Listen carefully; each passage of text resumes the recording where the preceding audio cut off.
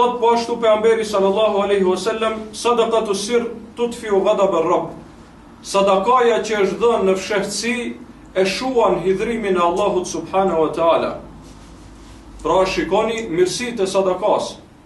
E pas ka vlerën si me bë luftë në rrugt të Allahut subhanahu wa taala, si me u fal gjatë natës dhe si me agjeruar gjatë ditës. Tash po thot se e shuan hidhrimin e Allahut subhanahu wa taala. Dhe padyshim se kjo ka vlerë të madhe. Padyshim se kjo ka vlerë të madhe, sepse njeriu gjatë ditës padyshim se vepron vepra me të cilët e tërheq hidhrimin e Allahut subhanahu wa taala ndaj tij. Andaj kur jep sadaka e shuan këtë.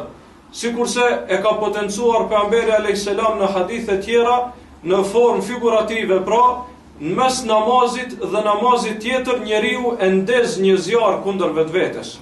E ndez një zjarr kundër vetvetes. Dhe gjatë ditës njeriu e ndez një zjarr kundër vetvetes. Andaj mençuri duhet që të shkojë në drejtim që ta shuaj këtë zjarr dhe ta paramendoj si një zjarr të cilin e sheh para vetvetes, me mëkatet që i ka bërë gjatë ditës.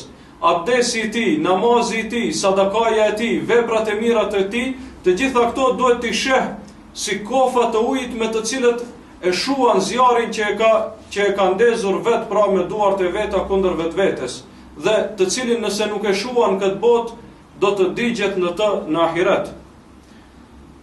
E ngjashme me këtë hadith është hadithi i 7 vetave të cilat do të jenë në hijen e arshit në ditën e gjykimit.